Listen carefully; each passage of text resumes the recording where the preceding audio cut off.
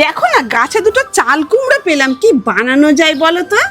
মা, তাহলে আজকে বানানো যাক চিংড়ি মাছ দিয়ে চাল কুমড়োর ঘন্ট।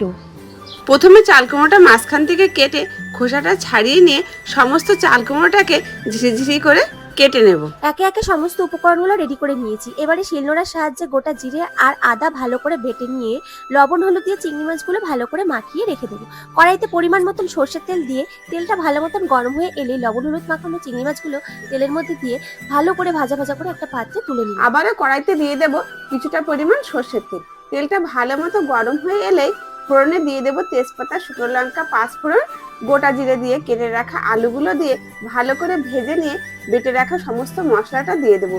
পরিমাণ মতো লবণ হলুদ দিয়ে ভালো করে সমস্তটা কষিয়ে নিয়ে কেটে রাখা সমস্ত চাল কুমড়ো দিয়ে হালকা নাড়াচাড়া করে ঢাকা দিয়ে দেবো। কিছুক্ষণ পর ঢাকনাটা খুলে ভেজে রাখা চিংড়ি মাছগুলো দিয়ে চেরা কয়েকটা কাঁচা লঙ্কা দিয়ে ভালো মতন সবটা একসঙ্গে নাড়িয়ে নিয়ে আবারও ঢাকা দিয়ে দেবো। আবারও কিছুক্ষণ পর ঢাকনাটা খুলে কিছুটা চিনি আর কিছুটা ধনেপাতা ওপর থেকে ছড়িয়ে একটু নাড়িয়ে নিলেই রেডি আমাদের চিংড়ি মাছ দিয়ে চাল কুমড়োর ঘন্ট। চলো এবার তাহলে বৌমাকে টেস্ট করানো যাক। কেমন, ভালো তো? দারুণ।